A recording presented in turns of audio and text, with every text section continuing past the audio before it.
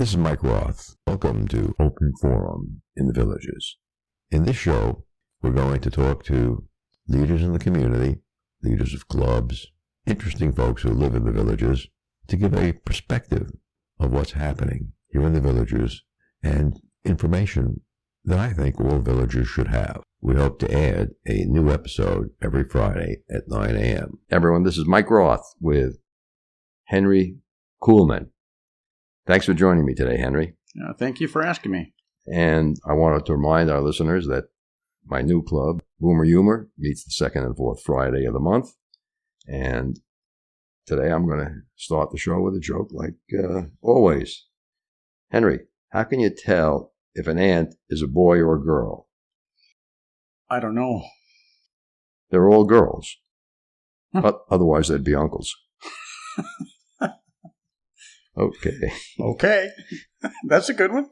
Hey, we are going to have some bonus content on some of the shows, and that will be available through the Apple iTunes podcast store.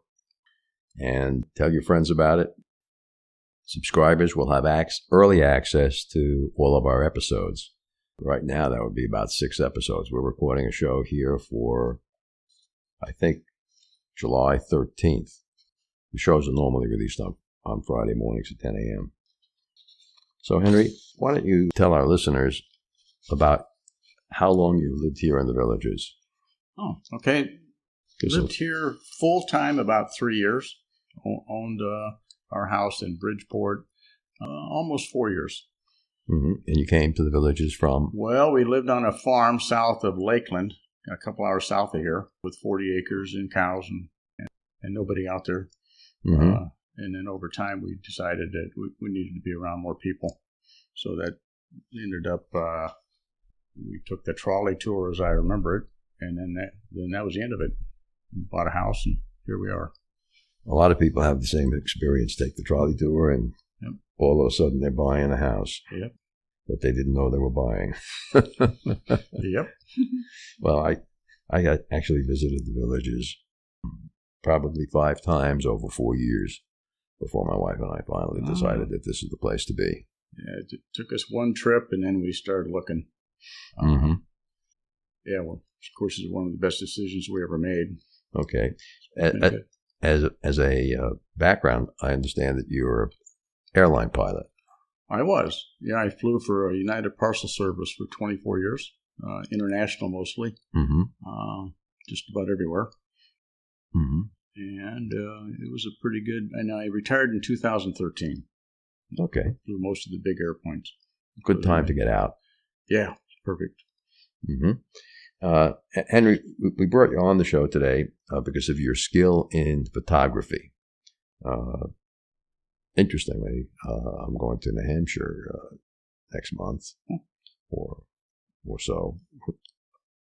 A little longer than that. My oldest granddaughter, just graduated from, I think it's Lesley University up there with an MBA in photography.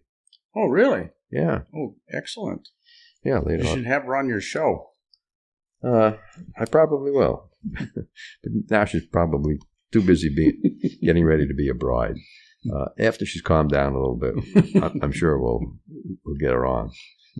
And it'll be curious to see who she has take her pictures at her wedding because she can't take them herself. Yeah, that's a very good question. Yeah, it's a big problem. I wouldn't want to be the guy. Well, she's got a lot of girlfriends up there too. In photography, how did you get into photography? Oh, goodness. I've been taking pictures most of my life. So way back, let's say in the 60s, I became interested, and I traveled a great deal because I was in the military for 24 years. And so I began taking pictures early on, of course, for all my travels. And then I guess probably 1970, I bought a camera, a Yashica, that had the ability to take pictures at night with a 30-second exposure. And so I kind of got really interested in taking pictures of airplanes on Air Force ramps and stuff. And so that's kind of the way it got started, and I progressed over the years throughout. I traveled a great deal, myself and my wife. We've been to over 80 countries. Mm-hmm. And so I take pictures everywhere. And that's kind of how I got started. Mm-hmm. Why is photography important to you? Oh, well, it's very interesting because when you take a picture, you're capturing a memory, something that wouldn't be there if that image wasn't recorded. So with the advent of photography way back when, now we have a photo history that's basically memories. So you're freezing a moment in time. So I find that very interesting. Mm-hmm. Mm-hmm. Do you still put your photographs on paper? Oh, of course, with the original photography was 24 or 36 exposures that you sent out to a lab, and then you took whatever they sent back. Mm-hmm. Of course, that with the advent of digital changed completely. Now you have the ability to take 100 pictures and delete the ones you don't want. So with the advent of digital,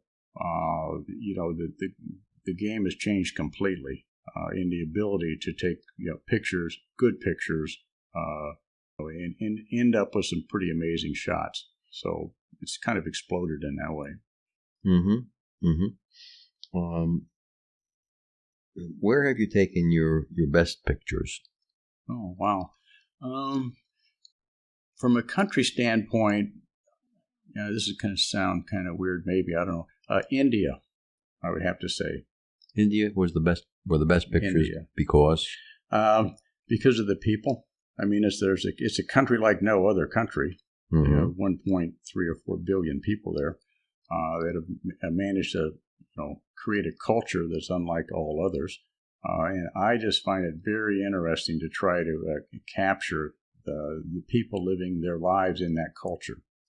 It's not always pretty, but it's real. Mm-hmm. And I try to ask myself the question, could I live like that? Could they live like me? What do they have that I don't have? So, even a beggar in Mumbai on a street, has experiences and sees and knows things that I would never understand. Mm-hmm. But he fits in. Right. And when you look, you've been taking photographs for about how many years? Since the 1960s. Okay. I mean, so tens of thousands. Yeah, I haven't taken tens of thousands. My granddaughter will tell you about when I moved here, and I sent her a box of a few slides to convert. Turned out to be over 1,000. Exactly. Yeah, the old 35 millimeter. I had 35 millimeter slides. I have boxes of them. Yeah, and she converted them to digital. Oh, yeah. Yeah. But so you've taken pictures for 640 or 650 years. Do you have one picture that is your absolute favorite? That's a good question. I think my favorite picture is one that I took maybe a year ago of an owl. Of an owl. An owl that was behind Finney Grill on that walkway back there on an oak tree. It was a barred owl. And the owl, it was late in the afternoon, and it flew over to watch me and the people I was with. Mm-hmm. They do that. They'll fly over just to watch you. Oh, really? And so I don't know if I connected with the owl or whatever, but it had just the right attitude and the head cocked and connected that I was able to capture some images of that owl that are stunning. Mm. So of late, I would have to say that's one I like the most. My favorite picture happened by accident. I was on the way to Amsterdam on a cruise, and we went to the windmill park outside of Amsterdam. I've been there. And it was kind of a gray, cloudy day, very still. And so I shot a couple of shots across the water to a windmill. Oh, yeah. And when I looked at him, I shot him with my phone. Gotcha. And I looked at him, I was astonished because the water was absolutely still. It was a mirror. And so I had a perfect mirror reflection of the windmill. Yeah. And the clouds in the sky didn't come out anywhere near as dark as they were in reality. Right. And it's just a phenomenal picture. Can I add on to that? Sure. So I like to find situations like that where calm water, right lighting and stuff, where you take a picture of, let's say, a bird that's reflected in the water. Mm-hmm. And you can almost not tell the difference between the birds because you have the bird in the picture and the one in the water. And you can actually, in editing, flip that over. And the one in the water becomes the picture, right side up. Really? I didn't think of doing that. Yeah, and then depending if there's a little bit of a ripple or whatever, you'll see a little distortion and a little abstraction of the image, and you can create what I call art from an image. Mm-hmm. With digital photography today, do you have to be technical to get really good photographs? Not like you used to be in the old days. With even an iPhone today or a digital point and shoot camera with a zoom feature, you can take really, really good pictures. If you're careful. An example was we were playing bocce the other day on a league, and then we were having our sandwiches underneath the picnic table with a covering over that, and a heron flew up from the nearby pond, landed up on the roof, and the sun was kind of coming down, set just right. I didn't have my cameras with me, but I had my iPhone, and I ran out and took some pictures at various angles, and those pictures are dramatic. I mean, they're as good as you're going to get from a high-end Canon. So the answer is, even today with these iPhones and things, you can take some really good pictures. In today's world, take the picture digitally, and I'd say 80-90% of the people forget about it after they've shot it. Do you do post-shoot digital enhancement like that flip? Yes, I do. To go back in the old days when you sent your little camera roll in on a Kodak and you got your 24 pictures back, that was it. Right. That was it. So today, I'm going to say half of the process. One is taking the image. It's quite a bit to it if you're using good equipment. But the post-processing with the editing is critical. Okay, let's talk about the post-processing in the bonus material. Okay, good. Okay, and we'll spend a little bit more time on that. In the early days of photography, I remember my first 35mm camera was black and white. Oh, yeah. I guess the film was cheaper and the processing was cheaper. Yeah. Oh, yeah. Today, you always shoot in color? Oh, well, I always shoot in color because you're digital. No, but in editing, post-processing, you have the option to process in black and white. So I apply and use all of those options, depending on what I see. Now, when does a photograph become art?